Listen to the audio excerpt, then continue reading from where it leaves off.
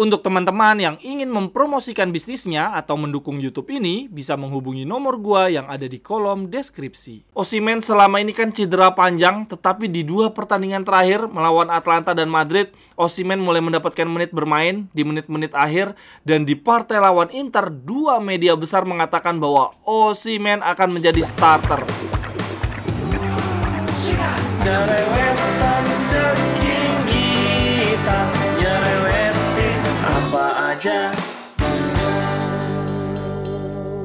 Teman-teman yang sedang kalian saksikan saat ini adalah Cerewetin Inter. Apa kabar teman-teman semua? Semoga dalam keadaan sehat. Selamat berakhir pekan. Jangan lupa dini hari nanti akan ada grande partita lagi dan lagi. Kali ini kita akan bertandang ke Stadio Diego Armando Maradona untuk melawan anak asuhnya Walter Mazzarri ya, mantan pelatih kita nih, yaitu Napoli di lanjutan Serie A Giornata ke-14. Ini pertandingannya jam 2.45 waktu Indonesia bagian Barat. Gua akan live di 15 menit sebelumnya. Teman-teman, kita cerewetin bareng-bareng ya. Oh ya, supaya nonton Napoli versus Internya semakin seru, silakan teman-teman ikutan giveaway parfum yang disponsori oleh RMNC Parfum. Caranya mudah banget, dengan menebak skor akhir Napoli versus Inter. Untuk informasi lebih lanjut silahkan baca di kolom deskripsi. Langsung aja teman-teman, kita bahas prediksi line up versi 2 media besar, DAZN dan Gazzetta dello Sport. Yang pasti kedua belah tim sama-sama lelah fisik maupun mental karena 3 hari sebelumnya baru saja bertandang ya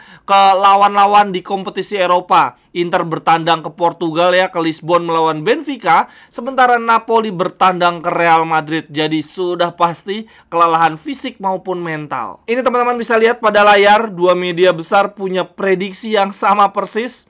Untuk Napoli formasinya 4-3-3. Ini sangat unik mengingat Mazzarri sebetulnya formasi andalannya persis kayak Inzaghi ya, menggunakan formasi 3 back. Tetapi ternyata Mazzarri tidak berani langsung menerapkan formasi andalannya. Sepertinya masih membutuhkan waktu untuk perubahan sehingga saat ini masih menggunakan formasi 4 back.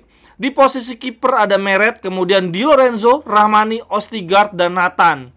3 gelandang ini luar biasa ya, Anguissa, Lobotka, Zelinski, dan di trio lini depan yang menarik adalah melengkapi Politano dan Kvaratskhelia ada Osimhen. Ini sangat mengejutkan ya. Osimhen selama ini kan cedera panjang, tetapi di 2 pertandingan terakhir melawan Atlanta dan Madrid, Osimhen mulai mendapatkan menit bermain di menit-menit akhir, dan di partai lawan Inter, 2 media besar mengatakan bahwa Osimhen akan menjadi starter. Tentu saja ini adalah tambahan amunisi yang sangat amat berharga bagi Napoli. Selama ini mereka ditinggal oleh striker terbaik mereka. Osimhen kan top skor Napoli musim lalu ya, top skor Serie A bahkan. Nah, yang menjadi menarik teman-teman, kalau Osimhen sudah bisa tampil sejak menit awal, berarti Napoli punya senjata rahasia yang sangat amat berbahaya di babak kedua, yaitu Raspadori maupun Giovanni Simeone. Kedua pemain ini kan karakteristiknya adalah lincah dan cepat. Kalau dimasukin di babak kedua akan menghadapi trio back Inter yang sudah sangat kelelahan. Jadi punya potensi mengobrak-abrik pertahanan Inter dengan kecepatan dan kelincahan mereka di menit-menit akhir babak kedua. Skuad Napoli teman-teman, kalau dilihat lini depannya luar biasa berlimpah pemain berkualitas ya, sangat dalam, pemain inti maupun pemain cadangan kualitasnya setara.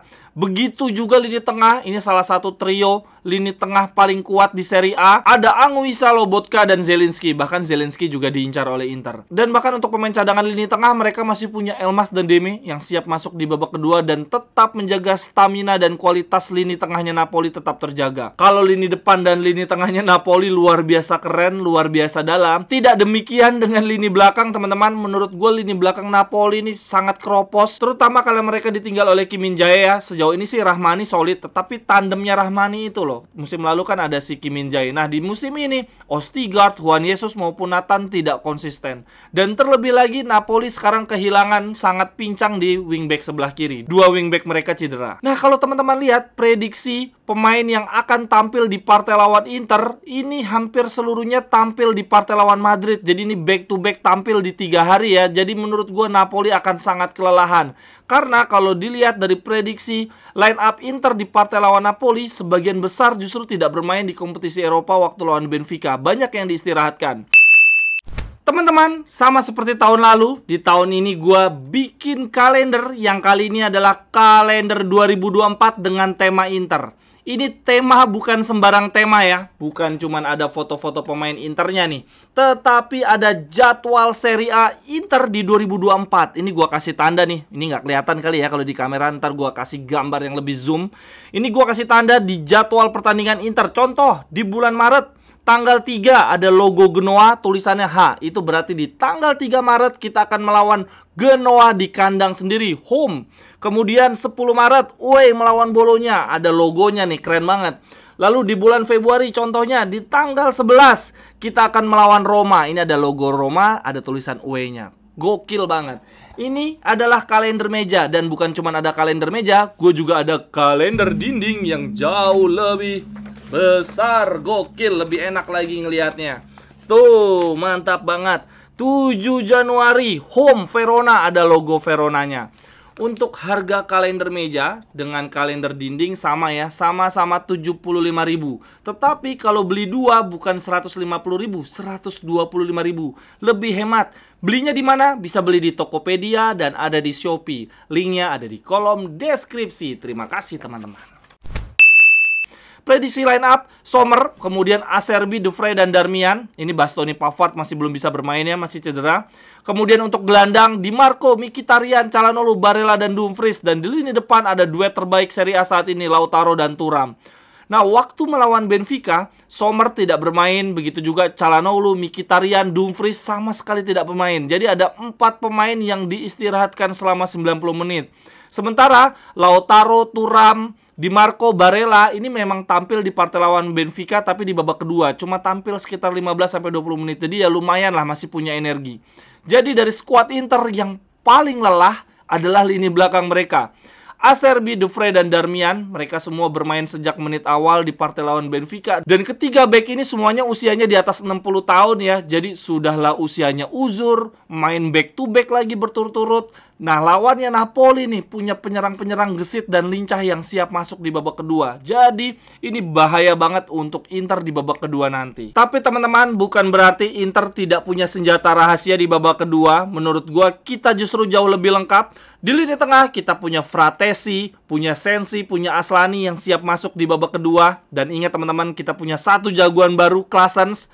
Kemudian di sisi wingback, Cuadrado yang tampil baik di partai lawan Juventus maupun Benfica juga siap masuk di babak kedua. Sedangkan di lini depan, Arnautovic dan Alexis Sanchez mulai mencetak gol nih kedua-duanya kemarin mencetak gol di partai lawan Benfica dan pasti mengincar gol di Serie A. Jadi teman-teman, kalau dilihat dari skuad yang ada dan jadwal mereka saat ini, menurut gua partai Napoli melawan Inter akan sangat sengit justru di pertengahan babak kedua ketika pemain-pemain mulai kelelahan dan masuk pemain-pemain baru. Adu mekanik mungkin baru akan seru di menit 70-90.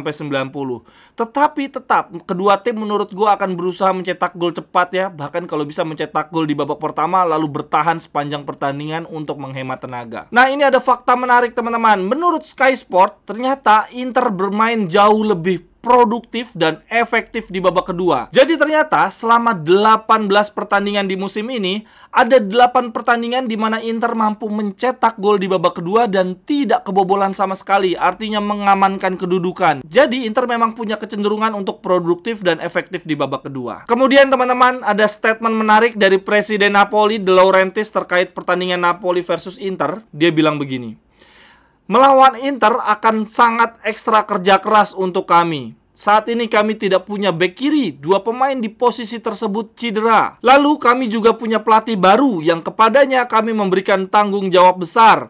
Karena begitu dia masuk, dia akan segera bertemu Atalanta dan Real Madrid. Lalu sekarang kami memiliki grande partita melawan Inter kemudian Juventus. 2 hari persiapan melawan Inter saya rasa sudah cukup. Tetapi tanpa 2 bek sayap kiri tampaknya agak sulit bagi saya. Kemudian 5 hari lagi kami akan mempersiapkan partai melawan Juventus.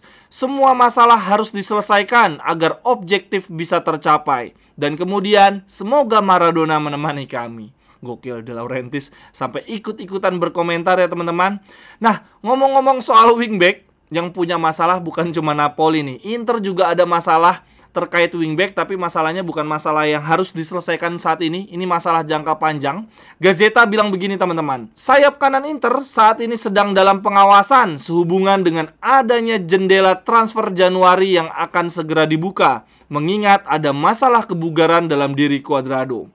Baru-baru ini pemain Kolombia memberikan sinyal penting kepada Inzaghi bermain baik saat melawan Juventus maupun melawan Benfica. Ada isu ketertarikan antara Nandes dan Inter yang bukan lagi menjadi sebuah misteri.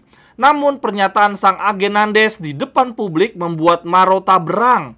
Marotta terganggu menanggapi berita itu dengan nada kesal. Marotta sangat tidak menyukai proses negosiasi yang diumbar ke media. Jadi bener banget sih, Marotta kan selama ini proses transfernya selalu dalam senyap ya.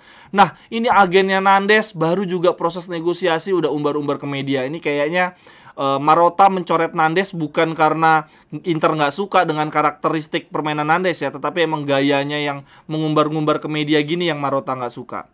Kemudian Gazeta juga bilang, saat ini Nandes masih ada kontrak sampai dengan Juni 2024 dan Inter punya minat yang tidak kecil untuk pemain Uruguay tersebut. Akan tetapi Inter juga memasukkan wingback klub Bruges Buchanan dalam daftar. Akan tetapi bila Cuadrado terus bermain baik seperti ini dan terus bugar, ada kemungkinan ia juga akan diperpanjang. Sekian dulu untuk Cerewetin Inter hari ini teman-teman. Silahkan tuliskan pendapat teman-teman di kolom komentar. Jangan lupa untuk ikutan giveaway parfum dari Hermanensi Parfum dengan menebak skor akhir Napoli versus Inter. Sampai ketemu di cerewetan-cerewetan berikutnya. Bye-bye, thank you. Cerewet